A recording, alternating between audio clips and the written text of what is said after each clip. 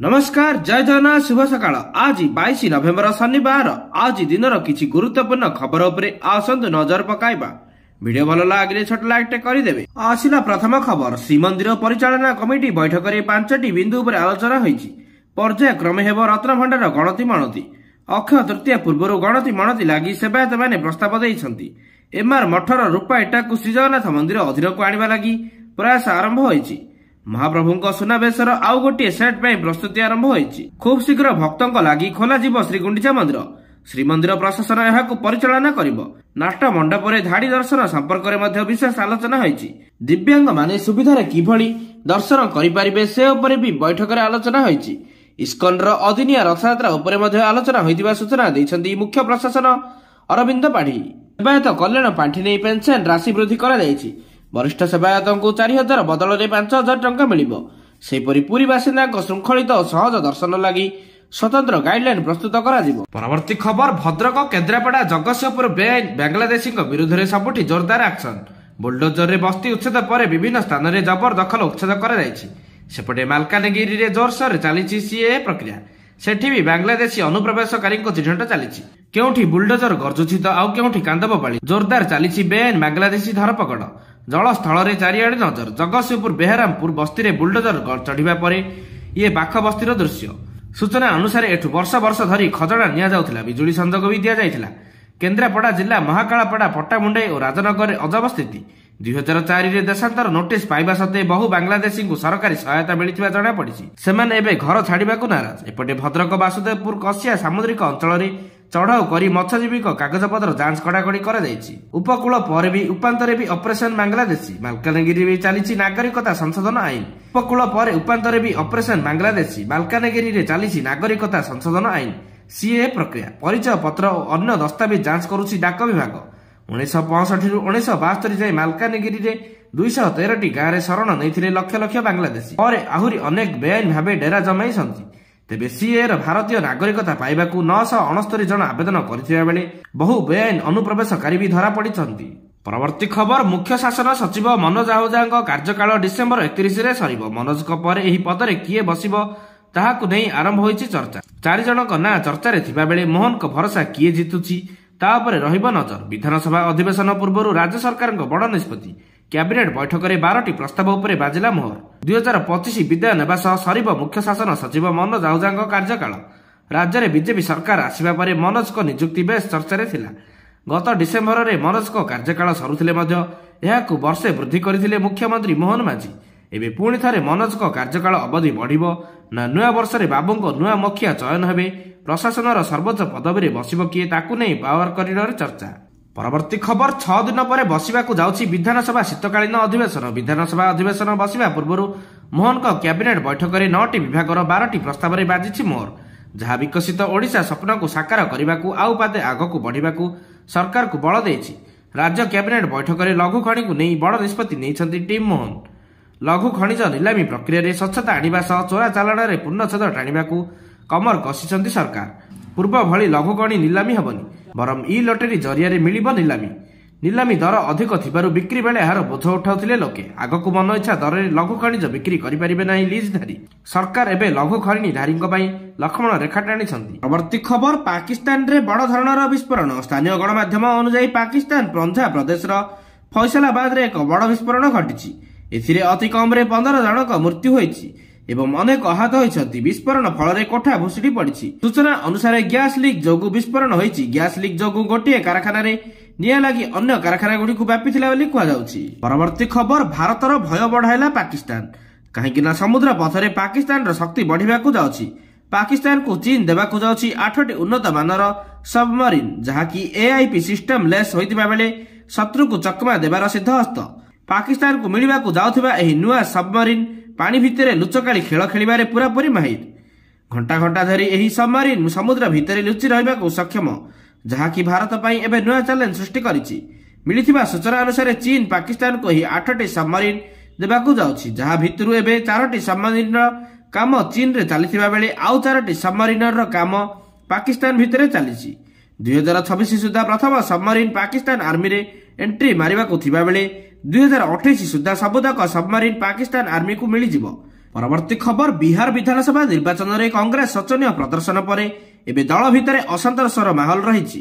ଆଉ ଏହାରି ଭିତରେ କର୍ଣ୍ଣାଟକ ରାଜନୀତିରେ ଦେଖିବାକୁ ମିଳିଛି ବଡ଼ ହଲଚଲ। କର୍ଣ୍ଣାଟକରେ ଏବେ କଂଗ୍ରେସ ସରକାର ଥିବାବେଳେ ସେଠାରେ ମୁଖ୍ୟମନ୍ତ୍ରୀ ସିଦ୍ଧରମୈୟା ଏବଂ ଉପମୁଖ୍ୟମନ୍ତ୍ରୀ ଡିକେ ଶିବକୁମାରଙ୍କ ଗୋଷ୍ଠୀ ଭିତରେ ସତ୍ତାକୁ ଆରମ୍ଭ ହୋଇଛି କଳି। ଦୁଇ ନେତାଙ୍କ ଭିତରେ ଚାଲିଥିବା ଏହି ଶୀତଳ ଯୁଦ୍ଧ ଏବେ କର୍ଣ୍ଣାଟକ ସୀମା ପାର କରି ଦିଲ୍ଲୀରେ ପହଞ୍ଚିଛି। ଆଉ କଂଗ୍ରେସର ହାଇକମାଣ୍ଡ ଏହି ଘଟଣା ଉପରେ ତୀକ୍ଷ୍ଣ ନଜର ରଖିଛନ୍ତି। ମିଳିଥିବା ସୂଚନା ଅନୁସାରେ ଡିକେ ଶିବକୁମାରଙ୍କ ଗୋଷ୍ଠୀର 10 ଜଣ ବିଧାୟକ ଦିଲ୍ଲୀରେ ପହଞ୍ଚିବା ସହିତ କଂଗ୍ରେସ ଅଧ୍ୟକ୍ଷ ମଲ୍ଲିକାର୍ଜୁନ ଖଡଗେଙ୍କୁ ଭେଟିଛନ୍ତି। ତେବେ ଏହି ଭେଟଘାଟ ଏପରି ଏକ ସମୟରେ ହୋଇଛି ଯେତେବେଳେ କି କର୍ଣ୍ଣାଟକର ସିଦ୍ଧରମୈୟା ସରକାରକୁ 2.5 ବର୍ଷ ପୂରା ହୋଇଛି। ଶିବକୁମାରଙ୍କ ଗୋଷ୍ଠୀର ବିଧାୟକଙ୍କ କହିବା କଥା କର୍ଣ୍ଣାଟକରେ ନେତୃତ୍ୱ ପରିବର୍ତ୍ତନ ହେବା ଉଚିତ। ଅନ୍ୟପଟେ ଶିବକୁମାର ନିଜେ କିନ୍ତୁ ଏ ସମ୍ପର୍କରେ କିଛି ବି କହିନାହାନ୍ତି। ହେଲେ ତାଙ୍କ ସମର୍ଥକମାନେ କିନ୍ତୁ ଦିଲ୍ଲୀରେ ତାଙ୍କୁ ମୁଖ୍ୟମନ୍ତ୍ରୀ କରିବାକୁ ଜୋରଦାର ଲବି ଚଳାଇଛନ୍ତି। ପରବର୍ତ୍ତୀ ଖବର ଭୂମିକମ୍ପର ଝଟକାରେ ଥରିଲା କୋଲକାତା। ଶୁକ୍ରବାର ସକାଳେ ପଶ୍ଚିମବଙ୍ଗର ରାଜଧାନୀ କୋଲକାତାରେ ଏକ ଭୂମିକମ୍ପ ଅନୁଭୂତ ହୋଇଛି। ରିକ୍ଟର ସ୍କେଲରେ ଏହି ଭୂମିକମ୍ପର ତୀବ୍ରତା 5.6 ଥିଲା। ତେବେ ଏହାର କେନ୍ଦ୍ରସ୍ଥଳ ବାଂଲାଦେଶର ଟୁଙ୍ଗିରେ ହୋଇଥିବା ଜଣାପଡ଼ିଛି। ତେବେ ଭୂମିକମ୍ପ ପରେ ଭୟଭୀତ ହୋଇ କୋଲକାତାରେ ବାସିନ୍ଦାମାନେ ଘରୁ ବାହାରକୁ ବାହାରି ଆସିଥିଲେ। ମିଳିଥିବା ସୂଚନା ଅନୁସାରେ ସକାଳ 10:10 ଏହି ଭୂମିକମ୍ପ ଅନୁଭୂତ ହୋଇଥିଲା।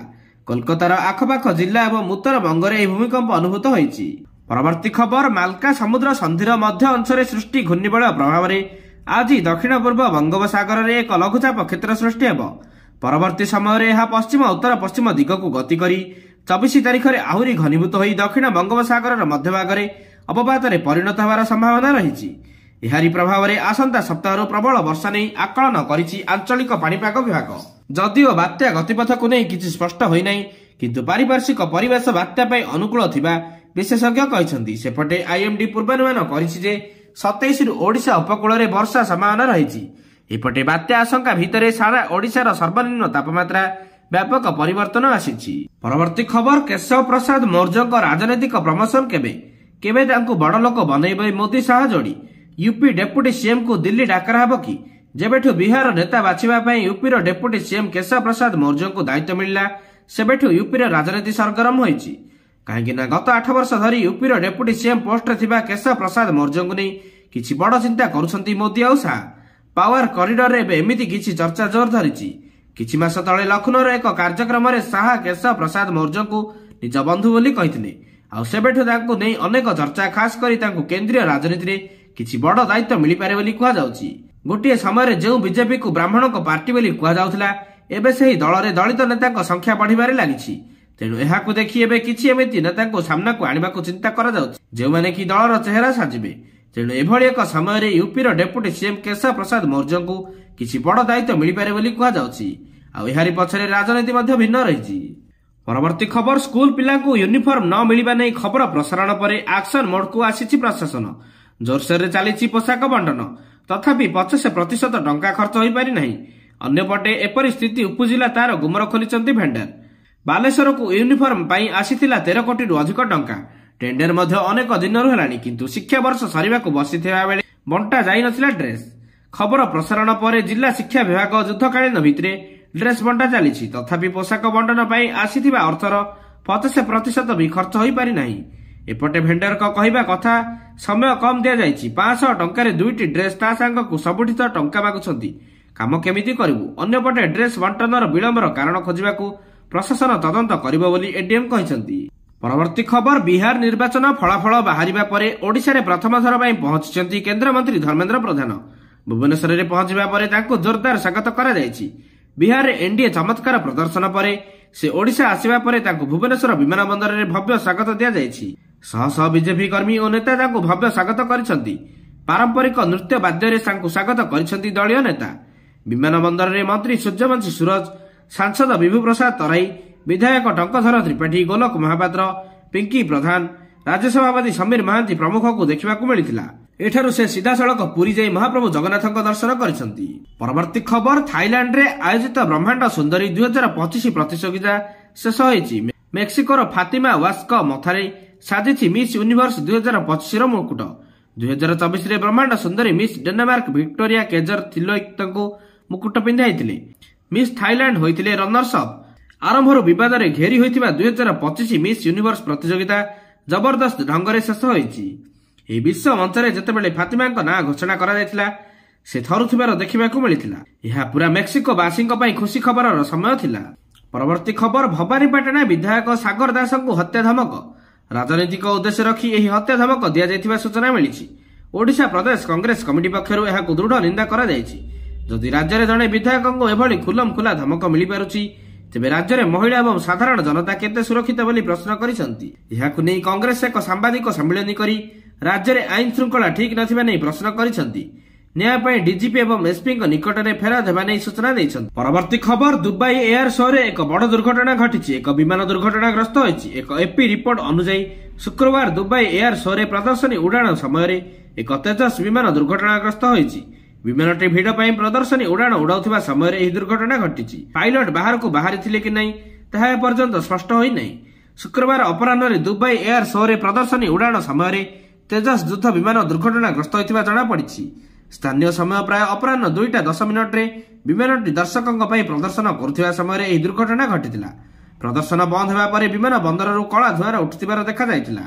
परवर्ती खबर राज्य कैबिनेटर 30तम बैठक माननीय मुख्यमंत्री मोहन माझी अध्यक्षतार लोकसभा भवन स्थित सम्मेलन कक्ष में अनुष्ठित होता।